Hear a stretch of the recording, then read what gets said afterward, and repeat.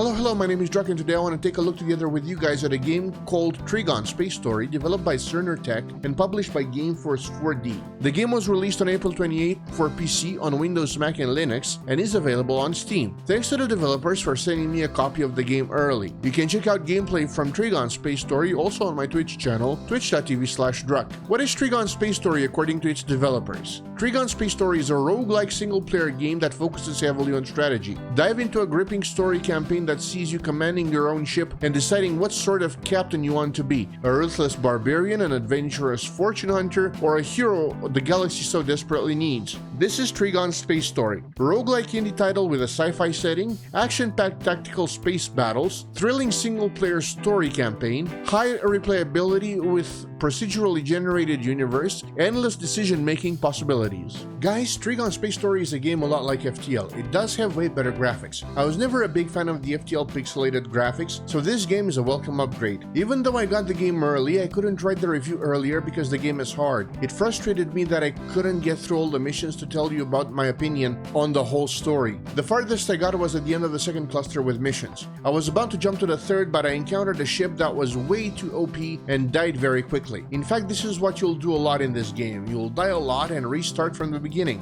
Let's take an in-depth look at the game. Graphics are up first. Trigon Space Story is a very simple game when it comes to graphics. It's not very heavy on the requirements, it's also not very heavy in settings. You can set screen resolution, display mode, quality, frame rate limit, VSync, that's it. The ship interior, which is what you will see for the most part, looks very cool. If you zoom in on it, you will see all kinds of fun details in each room. Audio. The game's audio settings are also very simple. You have master volume, music volume, and sound volume. There are no voices in the game. The music is good. It really helps with the immersion in this sci-fi universe. The game does a good job also alerting you when something happens on your ship via audio cues. The guns you mount on your ship, as far as I've seen, they all sound the same. This did not bother me at all, however. The game is controlled via mouse, and there are some hotkeys in the game that I recommend learning. They will certainly help in the heat of battle. The hotkeys can be rebind at any time in the settings. Finally, let's talk about gameplay. When you first start the game, if you've never played a similar game like FTL, I strongly recommend doing the tutorial. It will teach you all the basics in the game. If you want to play the campaign, you can choose to start with one of the 4 races available, although if you're completely new, you only get the humans. The game does not say what you need to do in order to unlock the races. The game has 2 levels of difficulty, easy and hard. If you're brand new to these kinds of games, I recommend choosing easy difficulty first until you get used to the game. Do, however, expect that you will die even in this difficulty level. When you first start, you also have the Iron Man option, which does not let you pause the game during combat. Otherwise, the game does have a pause feature. You can pause the game anytime to allow you to give orders to your man. It is very similar to the pause feature in games like Mass Effect or Dragon Age. After you select your race, you get to see your crew members and their abilities. You can rename your crew members, but you cannot change their abilities. In all my restarts of the game, I've always had the same 3 crew members types at the beginning: the pilot, the engineer, and the hyperdrive operator. You have 8 slots for crew members, so you can also acquire the rest during the game. You also start with 4 weapons on your ship out of 4 possible to be installed at least on the starting ship. If the rest of the ships have different number of slots, I couldn't tell you. I haven't gotten that far. You will unlock more weapons as you progress through the game. There are weapons that are good against shields, against hull, against both. You have weapons that can start fires on the ship, and oh boy, do they create havoc when that happens. The way you put your weapons on the ship and the way you use them is very important. With most ships, you must take down the shields first, so it's a good idea to have weapons that are good against shields, and then when the shields are down, you can use weapons that are good against destroying the hull. In this game, you manage 4 resources: credits, your cash, metal scrap used to build and repair your ship, food vital for the organic crew members, and fuel without which you can't fly between systems. Managing them is very important, and being out of any of them could mean the end of your playthrough.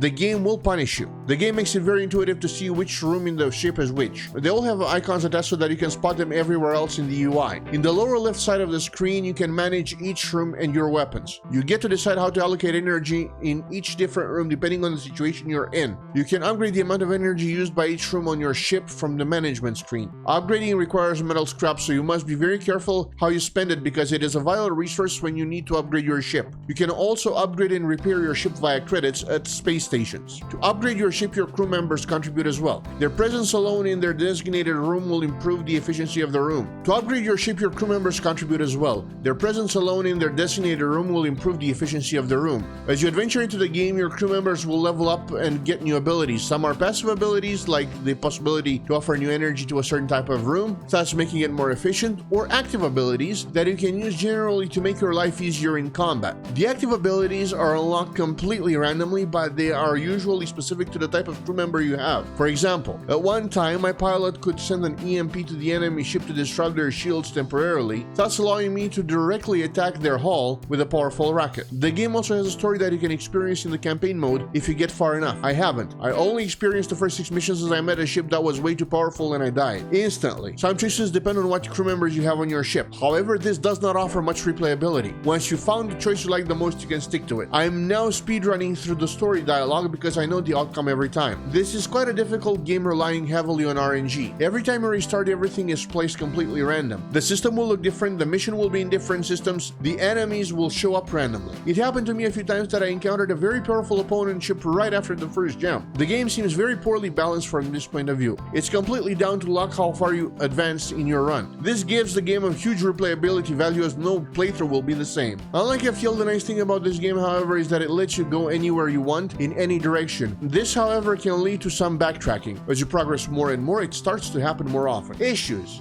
Outside of what I consider to be balancing issues, I haven't seen anything wrong with the game. It runs smoothly for me. The game costs €20 on Steam, and I think that's a fair price for how replayable it is. It really manages to get you engaged to want to do better with every run. My final verdict for this game is a Ragnarok Rocket out of 10. So what do you guys think? Would you like to play a game like this? Have you played it? What is your opinion on it? Tell me in the comments. Have an amazing day. Bye bye.